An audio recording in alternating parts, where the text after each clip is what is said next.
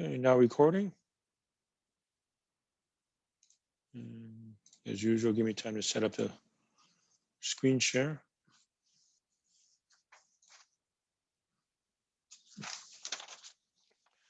All right, so we're just continuing on with our derivative rules. Okay, 3.1, maybe some of 3.2 today. Okay, I did want to mention the in-class quickie ones from yesterday, number 4 and number 6, since there were some little bit of confusion, I suppose.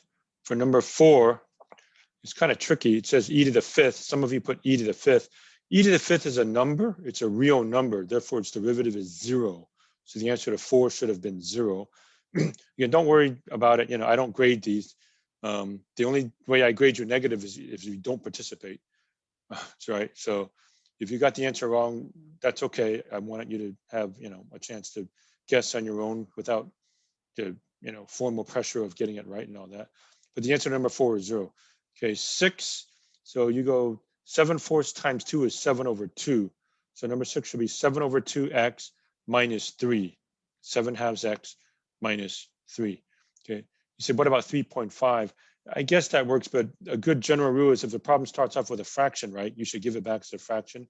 If it starts off like this with a decimal, then give it as a decimal. Okay. So a good rule of thumb is if the problem has fractions, give it back as a fraction. If it has decimals, give it back as a decimal. Okay. All right. So we have our various derivative rules, and we're going to do a lot of problems involving them today. Okay. So quick rehash of where we've been. Okay. So 3.1, the derivative of a constant function is 0. We had the power rule on page 173. The derivative of x to the n is n x to the n minus 1. Okay, again, you can put these on your cheat sheet, but just a warning that, you know, if we met on campus, I would make you memorize it. And if and when we get to the point where we're back on campus some semester, your next teachers might make you memorize this stuff. Okay, constant multiplier rule. If you have a constant times a function, the derivative is the constant times the derivative of the function. Page 175. Sum and difference rule. Page 176, the derivative of a sum is the sum of the derivatives. In other words, derivative of f plus g is f prime plus g prime. That's one way to think of it. Likewise, for a difference, the derivative of f minus g is f prime minus g prime. Okay. And the exponential function, the derivative of e to the x is itself e to the x. Okay. So we did very few problems last time. We'll try to do many more today, or else I'll just give you hints for some of them. Okay, problem 13, f of r equals 5 over r cubed. Okay, and we're used to having f of x, but they can have any letter. F of r is perfectly fine. Okay, so in order to use the power rule, you don't want that r in the denominator. You bring it upstairs as r to the negative third. Okay, now you could also do this by something called the quotient rule, which is section 2. It's actually harder, in my opinion, to do that.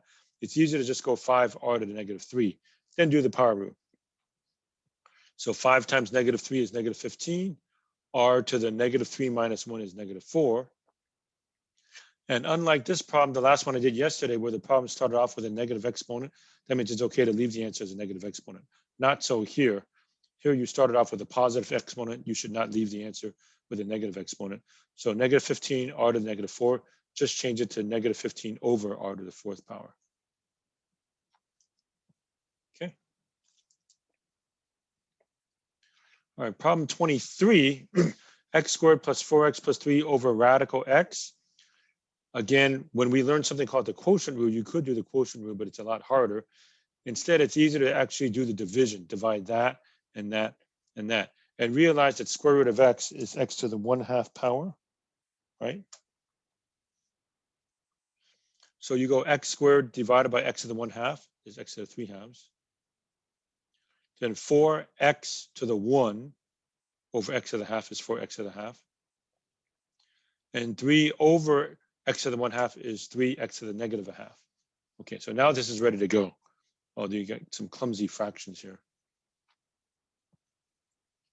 All right, this time I decided to write dy dx. What's dy dx? It's all derivative. Okay, so you'll see f prime or y prime or dy dx. And by the way, the dy dx, it tells you the variables are y and x. This is the only notation which does that. Okay, later on we might see ds dt or dp dq. It tells you very specifically what the variables are. They're y and x, but it still means derivative. All right, so here we go. 3 halves, x to the 3 halves minus 1 is 1 half, right? Then 1 half times 4 is 2. X to the 1 half minus 1 is negative a half. And then negative 1 half times 3 is negative 3 halves. X to the negative 3 halves. Okay. Each of these, whenever you see an exponent of a half, you should change it back to square root. So 3 over 2 radical x plus 2 over radical x. The negative exponent means put it in denominator as a radical x. And this one, at least obey the rule that not having any negative exponents in the answer. So negative 3 over 2 x to the 3 halves. And you can leave it like that. If you want to change that to a radical, I'll let you if you do it the right way. But otherwise, this is fine. That's my answer. Okay. Okay, 33. Let me show you the directions for 33. Find the equation of the tangent line to the curve at the given point. This will be a recurring theme throughout this semester. You'll see this over and over and over again. Okay, so there's a curve, there's a point. What's the equation of the tangent line to the curve? Okay, pictorially, the picture would be like this. You have some graph, whatever it looks like, you're given a point, right? There's a tangent. Okay, what is the equation of that tangent line? That tangent line is a good approximation of the function at that given point. Okay, so what's the equation of the tangent line? So that's what's going on here. All right, so slope of the tangent line means derivative. Okay, so now you know whenever you are asked for the slope of the tangent line, you find a derivative. Okay, so what's the derivative of this thing? 6x squared minus 2x, and the derivative of 2 is nothing. That's y prime. Okay.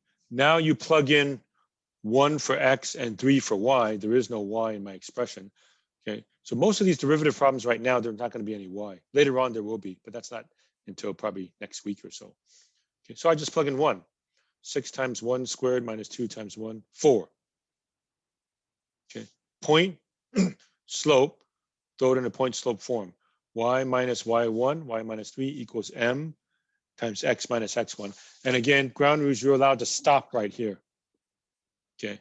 Yes, you could make it look like y equals mx plus b. That was algebra 1. You are way beyond algebra 1. You've had algebra 1, algebra 2, trig, pre-calc, and now calc. Okay, as if to say, we know we can make that look like y equals mx plus b. We're not going to bother. We're focusing on the calculus now. So you may just stop right here from now on. When I want you to keep going, I'll tell you. There will be a time later on where you have to keep going, make it look like y equals mx plus b, but not now. Okay. All right, that's that. There's a whole bunch of problems I didn't do, but I'll just give you hints about because I jumped from 13 to 23 to 33. So maybe just some comments about some of these other ones.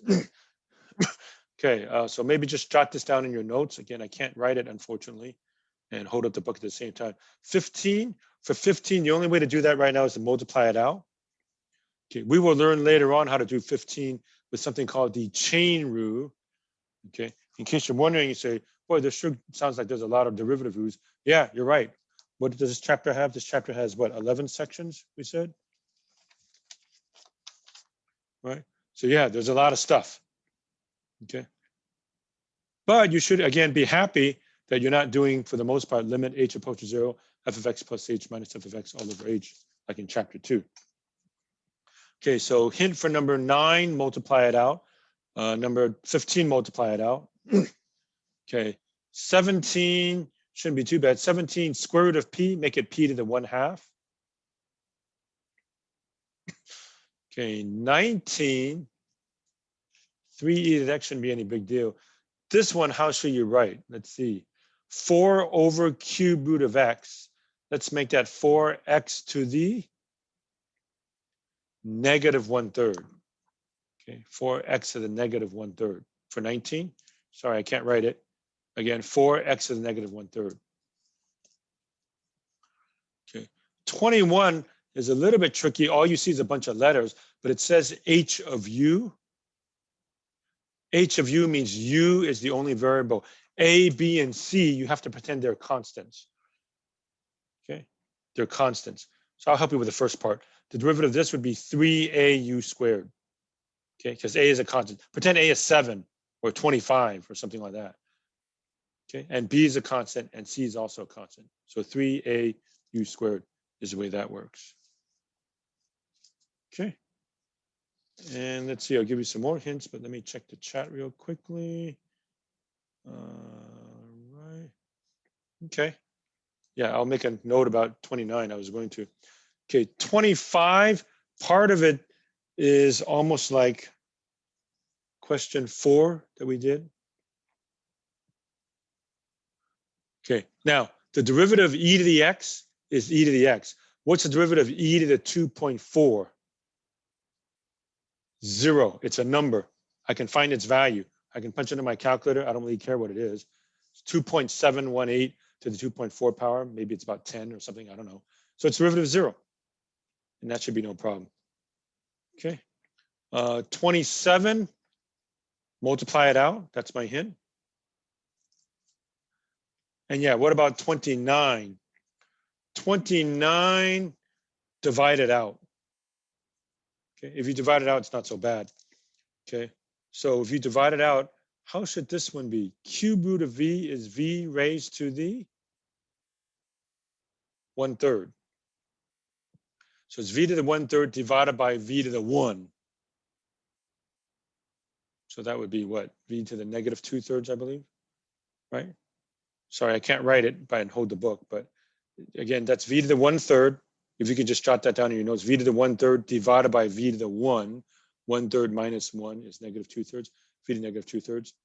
And then minus, this one's easy to divide because the v's just cancel out, right? So you have 2e to the v, it looks like. Yeah. Okay, so I can say it, but I can't write it. This will be v to the negative 2/3 minus 2e to the v. Then it should be okay. Okay, hint for 31. That y to the 10th that's on the bottom, bring it upstairs. It'll be y to the negative 10th. And once again, a and b are considered constants. Temporarily pretend they're constants. I know you don't think of letters as being constants, but you know, in this particular case, you have to think of it that way. So a, y to the negative 10th plus b, e to the y. Okay, so that's how that one works. Okay, now find equation of the tangent line and normal line. I have to talk about a normal line. A normal line is perpendicular to the tangent line. So let me show you that. The normal line is perpendicular to the tangent at the point of tangency. Okay, so here are some pictures. Okay, so if you look at this curve I have right here, I drew some tangents. The perpendicular is the normal line. Okay, so maybe here I just made up the slope is 2, slope is 0, slope is negative 1, slope is 0, and so on. Okay, so the perpendicular is the normal line. So normal is perpendicular to the tangent at the point of tangency. Okay, so that's how you find a normal line. Okay, so here's an example. If you have y equals square root of x, okay, you can show that the tangent line has a slope of 1/2. Therefore, the normal line has a slope of negative 2. You might recall that if two lines are perpendicular, the product of the slopes is negative 1. Okay, in other words, m1 times m2 equals negative 1. Or m2 is negative 1 over m1. They are negative reciprocals. Negative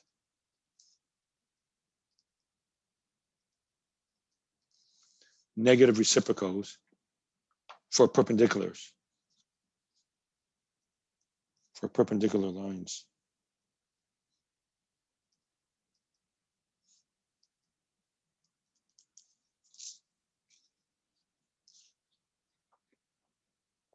Okay, so that's one thing you want to keep in mind for that. Okay, so if you have the slope of the tangent line, just take the negative reciprocal to get the slope of the normal line. Okay, it looks like I already did 3.131, so I might as well show that to you here. I have it written down here. 3.131, please. Okay, z is all this stuff. So as I mentioned before, make that y to the negative 10 plus b e to the y. So dz dy is the way I write this using the Leibniz notation. Okay, this is sometimes called the Leibniz notation. Okay, you don't have to memorize it. Leibniz is one of the co-founders of calculus, along with Sir Isaac Newton. L-E-I-B-N-I-Z, Leibniz. The D stuff is the Leibniz notation. Okay, so negative 10 times a, remember a is constant. So negative 10 a y to the negative 11. Okay, here it looks like you didn't do anything, but you really did. I did take a derivative. The derivative b e to the y is itself b e to the y. If you have a constant times a function, the derivative is the constant b times the derivative of the function, the derivative e to the y is itself. Okay, then just bring that y to the negative 11 back downstairs. So negative 10a over y to the 11th plus b e to the y. Okay, so that's the idea of the normal line. Okay, so now we can go ahead and tackle the problem that asks for the normal, which is problem number what? 37. Okay, so let me tackle 37 for you. I don't think 37 or 38. 37, right? And let me check the chat here quickly. We didn't have to do those. Let me see.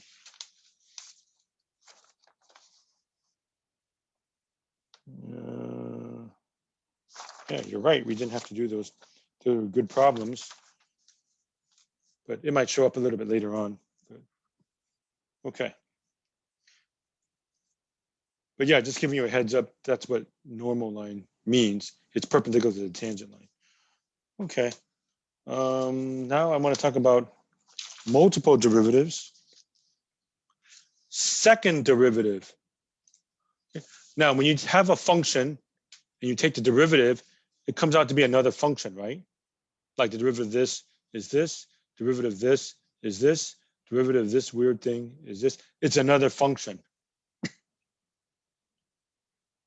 Well, if you take the derivative, you get a function, that means I can take its derivative. That will be called the second derivative. Okay, what's the second derivative? It's the derivative of the derivative. And here's notation. 2 marks, 2 apostrophes, which kind of makes sense. Okay, so what do we say? Y double prime. F double prime of x. Okay, these are probably the most comfortable ones. Y double prime, F double prime of x. Second derivative, it's the derivative of the derivative. The Leibniz notation is really clumsy. It looks like d squared y over dx squared. That's exactly how I'm going to say it. Okay, I don't really have any consensus of how that's supposed to be said. So the way I'm going to say it is just the way it looks. D squared y over dx squared. This is again the Leibniz notation. Okay, but warning you, this is just how it looks like you say it, but that's not what it means. There doesn't have to be anything squared. Okay, it just means the same thing as this, second derivative. And yes, I did not write this incorrectly. This 2 is by the d, but this 2 is by the x. As to say, you can't possibly make that strange mistake, quote unquote, accidentally. If you go out of your way to put the 2 on top next to the d, and you go out of your way to put the 2 on the bottom next to the x, you must mean second derivative. We're talking about calculus. Okay. See, if I put the 2 here and they both said d squared, you might, oh, maybe I'll just cancel out the d squared, right? Or likewise, if I put the 2 here and the other 2 here, again, you might think, am I doing algebra? I cancel out the d's. Okay, so the idea, I suppose, is when you write it this weird, where this 2 is here and this 2 is here, you must be talking about calculus, not algebra, where you would cancel the d's and so forth. Okay, so it looks like d squared y over dx squared. That's how I'm going to say it, but you're not really necessarily squaring anything. It just means second derivative. That's all. Okay. All right, so we're just finding second derivatives. Find the first and second derivatives of the function. Okay.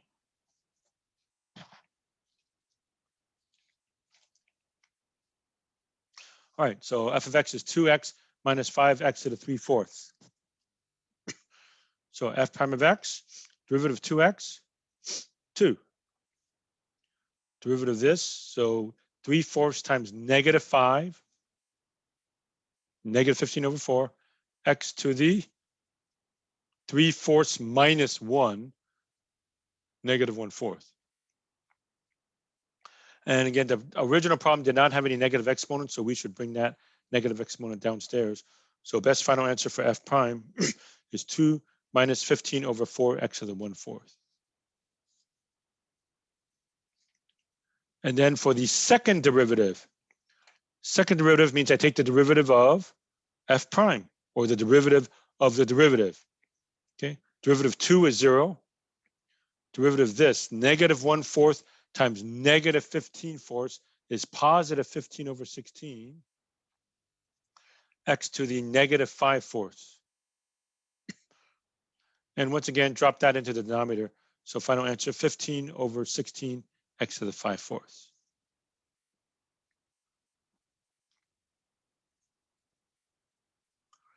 All right, an immediate application of first and second derivatives are motion in space. We have velocity and acceleration. Okay, and you physics people will get a lot of this stuff, no doubt.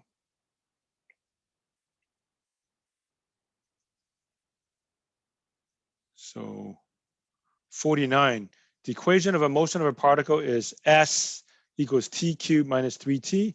S is in meters, t is in seconds.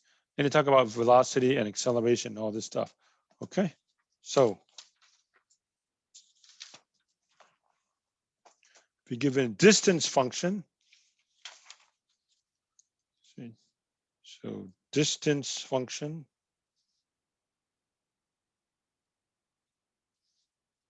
S of t, okay? And you kind of have to get used to this. We don't use D for distance because D is going to stand for derivative. So we have to pick a different letter, and quite often they use S instead. Okay.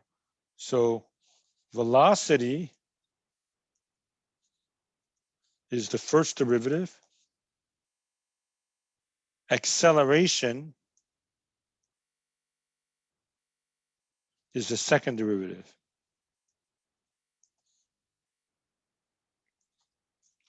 Okay, so if you're given a distance function, S of t, the first derivative, V, is the velocity. The acceleration is the second derivative, or you can also say it's V prime. It's the derivative of the velocity, which is another way of saying the derivative of the derivative. Okay, and a quick word about units. I'm sure some of you had this before, but let's say you have distance. Let's say it's in meters. And suppose time is in seconds.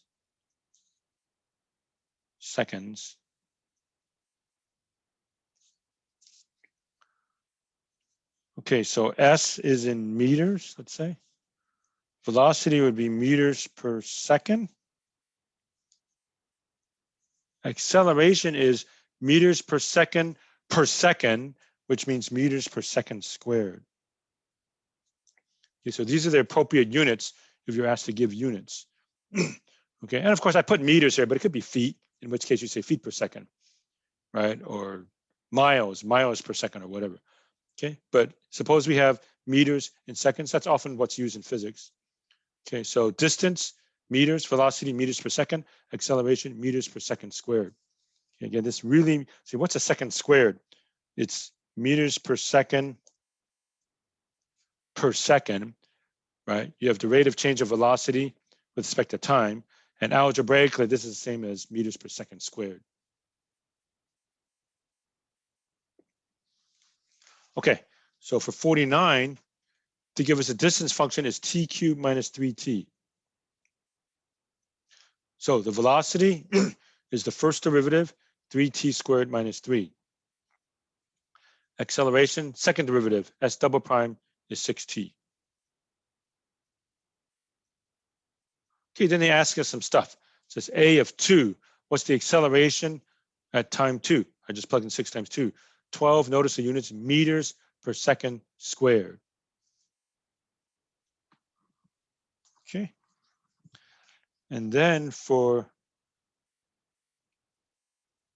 C, 49C, the acceleration when the velocity is 0. So I set the velocity equal to 0. And by the way, in some word problems, they might say the particle is at rest. Okay, and you physics people probably know that. If a particle is resting, then its velocity is 0, right? It's not moving anywhere. Okay, so whenever you hear velocity, whenever you hear particle is at rest, that means velocity is 0. So I set the first derivative, the velocity, equal to 0. Okay, factor out the 3. Factor some more, t plus 1, t minus 1.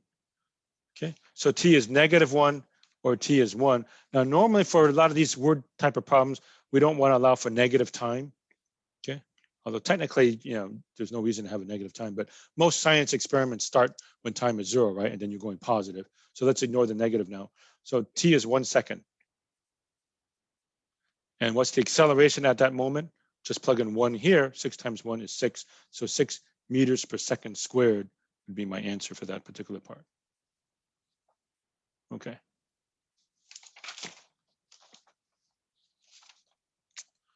All right. Okay, then at the end, we have some more interesting problems, I guess. 55. Okay, and you want to get used to that kind of language also.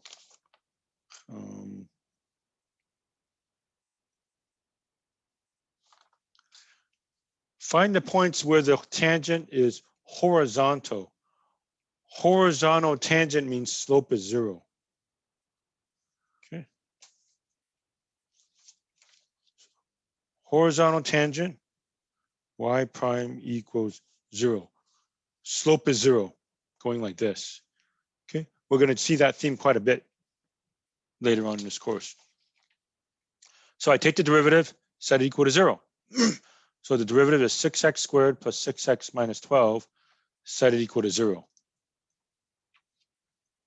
Okay, factor out the 6, x squared plus x minus 2. Factor some more. 6 times x minus 1, x plus 2 equals 0. So what numbers make this 0? -1, and this 0, -2. You can ignore the 6. I guess you can say, when is 6 equal to 0? Well, 6 is not equal to 0, they're different numbers. Okay. All right, so 1 and -2. It does ask for the points. So what are the points? You have to plug back in. Okay. So plug in for 1. Put 1, 1, 1. So 2 times 1 cubed plus 3 times 1 squared minus 12 times 1 plus 1. So that's going to be 2 plus 3 minus 12 plus 1 is -6. So 1 comma -6. Okay. And you do the same thing for -2. Okay, so I just did etc. Just plug in -2, you figure out the rest of that. Okay. 57 asks kind of a weird question.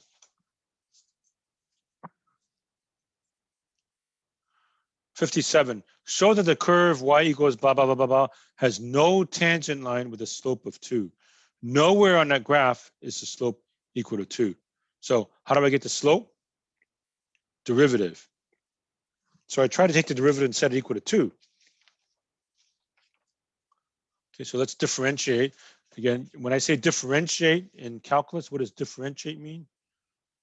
Take a derivative. Okay, not the English word differentiate, Now, when you hear differentiate, it means take a derivative.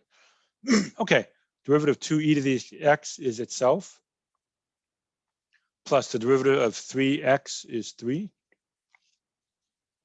plus the derivative of 5x cubed is 15x squared. Okay, and that pretty much clinches it. 2e to the x is always positive. Remember, the exponential function is always positive. 15x squared can never be negative. It's non-negative, it's 0 or positive. So this expression is going to be greater than 3. If it's greater than 3, there's no slope that's equal to 2. That's all.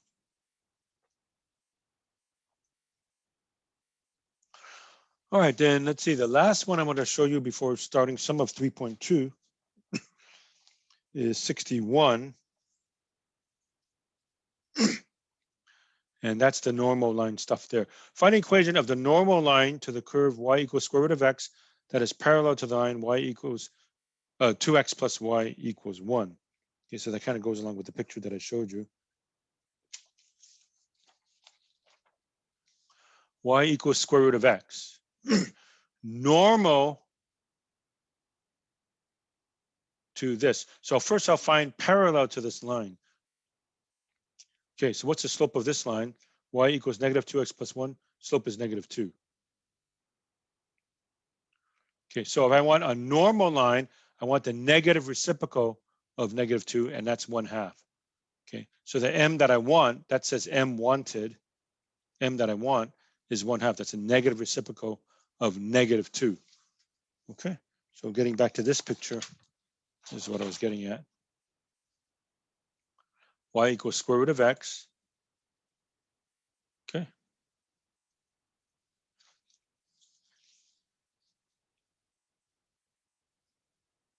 And the normal line is parallel to this. The normal line is parallel to negative 2. That means I want the slope to be 1/2. Okay. So again, the slope of negative 2 is given. You want a line that's perpendicular to that. So you want the slope to be 1/2. Okay, so now I find a derivative. dy dx. What's dy dx? Derivative. 1/2 x to the negative 1/2. We did that yesterday, I believe. 1/2 comes down. X to the 1/2 minus 1. That's 1 over 2 radical x. And I set it equal to 1/2. I want the slope of the tangent line to be 1/2. If the slope of the tangent line is 1/2, the slope of the normal line is negative 2. Okay, you can cross multiply. That times that equals that times that. 2 equals 2 radical x. Divide both sides by 2. 1 equals radical x. Square both sides. X is 1. Okay, so the point is 1, 1. The ordered pair is 1, 1. So there's what we want. So the normal line is negative 2. The tangent line has a slope of 1/2 at the point 1, 1. Okay, so that's that. All right, I'm now done with 3.1. We'll start a little bit of 3.2. Probably won't get that far. I'll just mark it off here. So again, on paper, I was supposed to do 3.1 and introduce 3.2. So I'll introduce 3.2. It's now on the product and quotient rules.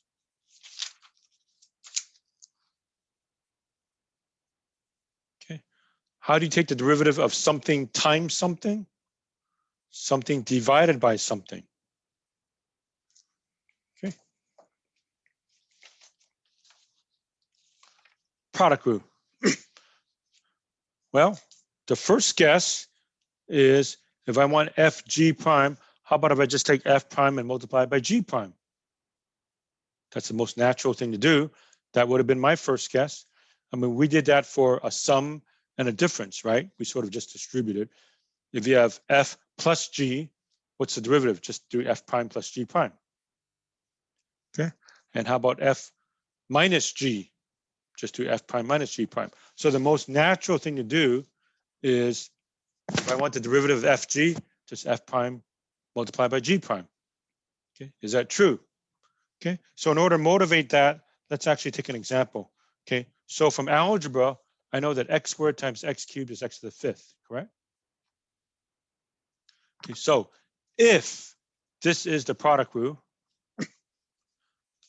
then this would have to be true, right? The derivative of x squared or x squared prime times x cubed prime should be x to the 5th prime, correct? I put equal there, that's a question mark.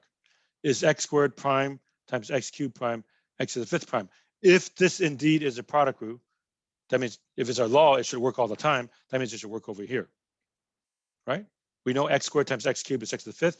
Is the derivative of this times the derivative of this equal to the derivative of this? So let's try it. What's the derivative of x squared? 2x. What's the derivative of x cubed? 3x squared. What's the derivative of x to the 5th? 5x to the 4th. And you can very clearly see they are not the same. Okay, so in a nutshell, this is not the product rule. Okay, so you have to learn the real product rule. Again, you have an advantage. If we were meeting face to face, I'd make you guys memorize it. Okay, but even if you have to write it on your cheat sheet, I'm afraid if you're not careful, you fall back into this. That happens to me all the time. Students will fall back into this. If you're not careful, if you're not on your guard, you end up doing this. It's very natural, but it doesn't work. So what actually is the product rule? Okay, so this is one of those again where I'm responsible for this, you're not. So if you again want to tune out for 1 minute, you may, because you're not responsible for it. But maybe some of you want to see where did it come from. All right, so what is f of x g of x prime? Use a limit definition. F of x g of x prime is limit h approaches 0, f of x plus h times g of x plus h minus f of x over g of x all over h. Okay, and then the trick is to subtract and add the same thing. The stuff that I haven't read is equal to 0, minus f of x plus h g of x, and you quickly add f of x plus h g of x. I left that alone, left that alone. And then I group it together like so. So I grouped it as f of x plus h. Okay, so I factored on f of x plus h. Then I have g of x plus h minus g of x all over h. These two you can factor out a g of x and put f of x plus h minus f of x all over h. Okay, the limit of a sum is a sum of the limits. Limit of a product is a product of limits. So I can write it like this: lim that plus lim that plus lim that plus lim that. So limit h approaches 0 of f of x plus h. Limit h approaches 0 of g of x plus h minus g of x all over h. Plus limit h approaches 0 of g of x. Limit h approaches 0 f of x plus h minus f of x all over h.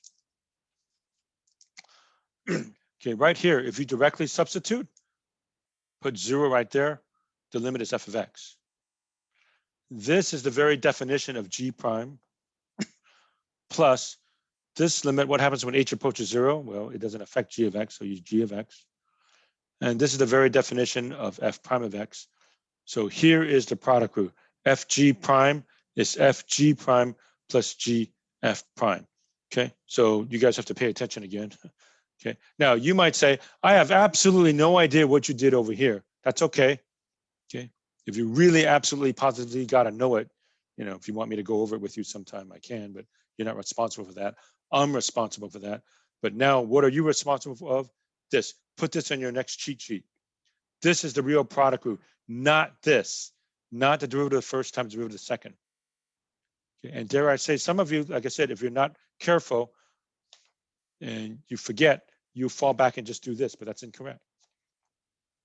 So fg prime is fg prime plus gf prime. Here it is in words. You take the first function times the derivative of the second plus the other way around, plus the second function times the derivative of the first. fg prime plus gf prime. Copy the first function. Don't take the derivative of the first function. Just copy the first function and then times the derivative of the second function plus the other way around, plus the second function times the derivative of the first. Put this on your next cheat sheet. Now, if we were meeting face to face, I'd make you memorize it. I would tell you, so I might as well tell you. To me, can you at least memorize this? First times the derivative of the second, because the second part, you just switch it, right? So in your mind, think first times the derivative of the second. Okay, switch it. Second times the derivative of the first, right? So that's if and when your next teacher might make you memorize this. Okay. So now let's look at this example that I had over here, x squared times x cubed by this product rule. So fg prime plus gf prime. Copy the first function times the derivative of the second. So what's the derivative of x cubed? 3x squared. Plus second function. Copy the second function. And then times the derivative of the first function. Derivative of x squared is 2x. fg prime plus gf prime. Okay, clean that up. That's 3x to the fourth plus 2x to the fourth, which is 5x to the fourth. That is indeed the derivative of x to the fifth, as we know. Okay, so this is the product rule. Give you one example of the product rule here. 3.2 question 3. F of x is 3x squared minus 5x times e to the x. So this is the first function. This is the second function. So copy the first function, 3x squared minus 5x, and then multiply it by the derivative of the second function. So what's the derivative of e to the x? E to the x. Plus second function, just copy it, e to the x, times the derivative of the first. So derivative of this is 6x minus 5. Okay, that's basically it, maybe a little bit of algebra. And then what happened here, I factored out the e to the x. Okay, so if I take out e to the x, I have 3x squared minus 5x plus 6x is a plus x, and then minus 5. So this is the best final answer.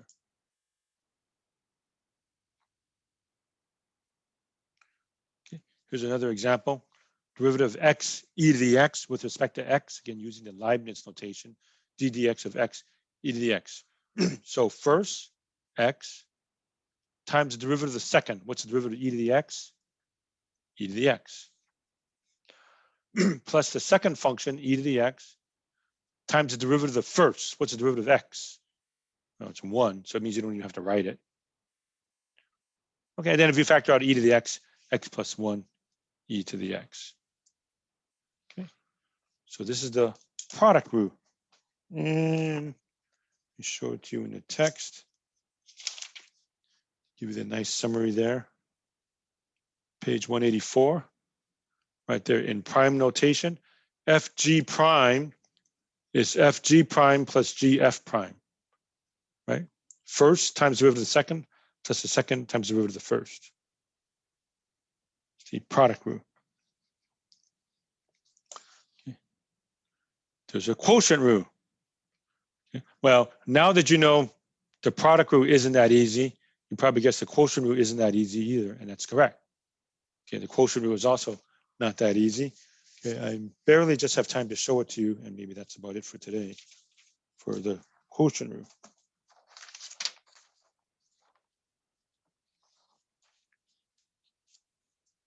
So what is F over G prime?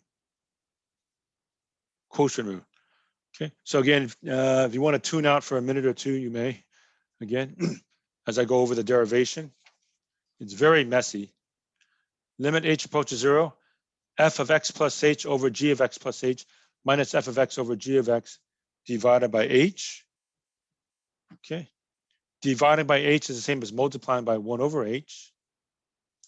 Okay, and then there's f of x plus h over g of x plus h minus f of x over g of x. You need a common denominator. Multiply this side by g of x over g of x. This side needs g of x plus h over g of x plus h. So my common denominator is g of x plus h g of x. I have f of x plus h g of x minus f of x g of x plus h. The stuff in red is equal to 0 minus f of x g of x plus f of x g of x. I group them. Okay, so I factor out the 1 over g of x plus h g of x. I'm allowed to do that. Limit of a product is a product of the limits. And then I break this up into here, factor out a g of x, f of x plus h minus f of x. Here, factor out an f of x, g of x minus g of x plus h. Okay, this limit is easy. Just plug in 0. You have 1 over g of x, 1 over g of x squared. This one break up into two. Okay, the limit of a sum is the sum of the limits. Okay, so write it as g of x, limit h approaches 0, f of x plus h minus f of x over h. Here, factor out a negative f of x. The reason why you want to factor out the negative f of x is these two are backwards. To get them to be the right way, you want the g of x plus h first, factor out a -1, and then it looks like this, limit h approaches 0, g of x plus h minus g of x all over h. Okay, trust me, the algebra works out. Okay, so this one, I put g of x squared in the denominator. This would be g of x. This is the definition of f prime. So g of x f prime minus f of x. This is the definition of g prime. Okay, so here is the quotient rule. Okay, so you have to pay attention again. Okay, again, you say, I have absolutely no idea what you did over here. That's okay, you're not responsible for that. You are responsible for this. Okay, so f over g prime, g f prime minus f g prime divided by g squared. It's definitely harder. In fact, the quotient rule is probably one of the least favorite rules because it's so involved. It's the bottom times the derivative of the top minus the other way around. Top times the derivative of the bottom, divide the whole thing by the bottom squared. Okay, bottom times the derivative of the top, g f prime minus f g prime all over g squared. Okay, I'll also hasten to add, this g matches this g. You're going to be tempted to just cancel them out. Like you say, oh, that thing matches this. Can I cancel them out? The answer is no. You're never going to be able to cancel that out unless this thing came out to be 0, right? You don't cancel across a subtraction symbol, right? But if this turns out to be 0, then you can cancel. So you might see here sine x and sine squared x. Oh, I can cancel a sine. No, you can't because there's a minus there. Okay, so this is how the quotient rule works. And let me see, show that to you. Page 186. Put this on your next cheat sheet for sure. F over G prime, GF prime minus FG prime all over G squared. Okay, so we got a lot of stuff covered. I'll say this and then I'll quit. Page 187, there's a very nice table at the bottom of 187, okay, of formulas. But this is only up to section 2. These are not all the formulas. What do we have, 11 sections? So don't worry, there's a lot more. But this is a nice little summary if you want to put stuff on your next cheat sheet. Derivative of constant, power rule, e to the x, constant multiplier, sum, difference, product, quotient. Okay. All right, and I see we're pretty much out of time. All right, so that'll do it for today, folks. We'll continue with this tomorrow. All right.